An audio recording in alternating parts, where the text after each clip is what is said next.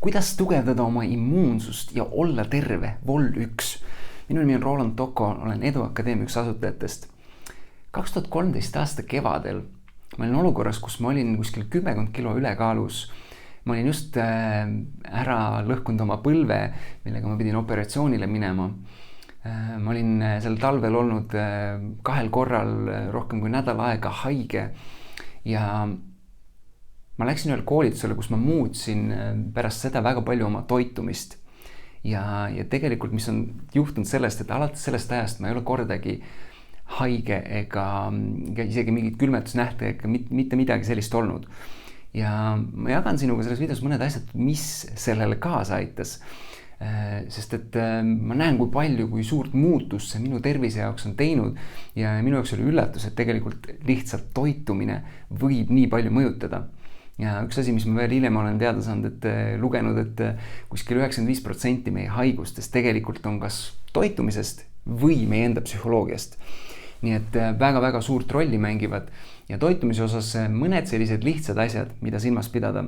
Ja üks asi, mida ma tegelikult veel soovitan, mul raamat 12 asja, mida koolis ei õpetatud. Üks valdkond on energia, kus on toitumisest ja tervisest juttu. Ja ma panin siia alla ka lingina, sul on võimalik alla laadida terve see peatükk täiesti tasuta, et saada rohkem teadmisi selle kohta. Aga mõned asjad, mis ma sulle kohe jagan toitumise osas on see, et esiteks number 1 asi on see, et meie keha väga suures mahus, lausa üle 70% koosneb veest ja seetõttu on ülimalt oluline tarbida vett. Ja selle juures on muidugi ka see, et ei pea ennast uputama, et sa ei pea jooma nüüd meeletus 10 liitreid päevas, aga 2-3 liitrit ja vastavalt sellele, kuidas sa ise tunned, on väga mõistlik. Ehk et tarbida vett, mitte juua mingisuguseid energiajooke või muid väga-väga suhkrurikkaid jooke. Vesi on see, mida tarbida, kui sul on janu, kui sa tahad enda janu kustutada. Ja teine asi on selle vee juures on see, et süüa rohkem veerikkaid toiduaineid, mis on tihtilugu, kui vaadata inimeste toidulauda või taldrikut, siis see on väga suures osas väga kuivad asjad, et need ei ole väga veerikkad. Ja väike rusikareegel, mida jälgida on see, et kuskil 75% sinu taldrikul olevast, mida sa sööd, peaks olema veerikkad toiduained ja umbes 25% ainult siis, mis ei ole veerikkad. Ma ei hakka sulle siin lahti nimetama kõike seda, mis on, sa võid minna ja guugeldada ja sa leiad väga lihtsalt need ülesse. Teine asi on see, et väga oluline on saada kätte vajalikud ja head õlid, omega-3, omega-6 ja ma ise kasutan neid, võtan toidu lisandina, aga küll aga saab väga-väga palju ka erinevatest toiduainetest väga häid õlisid kätte. Nii et jällegi ma ei hakka siin nimekirja andma, aga vaata, kus sa saad neid häid õlisid kätte toitudest ja tarbi neid, sellepärast et see on selline üks suur müüt, et rasvad või õlid on halvad ja teevad sind paksuks. On olemas rasvad, mis on sulle kahjulikud, aga samal ajal on rasvad, mida su keha vajab ja mis aitab su keha tegelikult puhastada ja toimida palju paremini. Kolmas asi on see, et vähendada teatud toiduainete söömist või lausa nende tarbimine lõpetada. Üks nendest on valge suhkur. Rafineeritud suhkur on üks hullemaid asju, mida sa oma kehasse saad panna ja seda on väga-väga paljudes asjades kahjuks.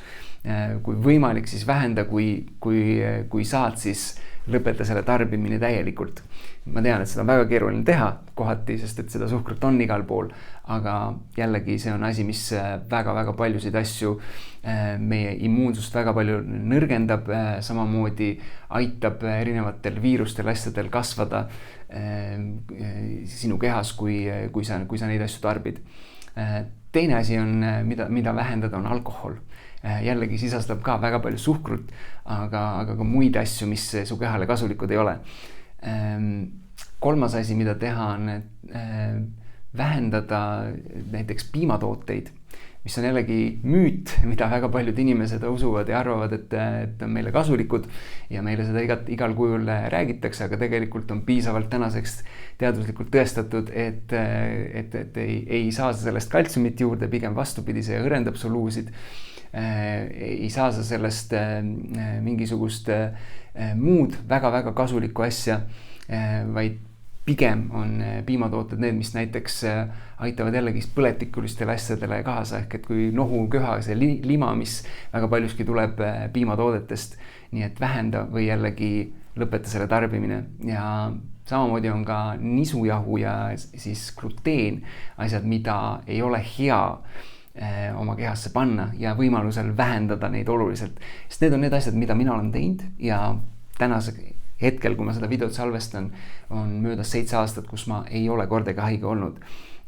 Ja minu väga-väga siiras soovitus, kui sa tahad oma tervist tugevdada, oma immuunsust tugevdada ja mitte lasta ennast haigustel üle võtta, siis kasutada neid nõuandeid ja loomulikult, nagu ma ütlesin, mine lae siit alla 12 asja, mida koolis ei õpetatud, energia peatükk, kus saad tervise ja toitumise osal veel lisateadmisi juurde, mida teha, et oma immuunsust tugevamana hoida ja tervena püsida. Kui sa tead kedagi, kes seda kuulma peaks, siis jaga seda videot ja näeme juba järgmistes. Tšau!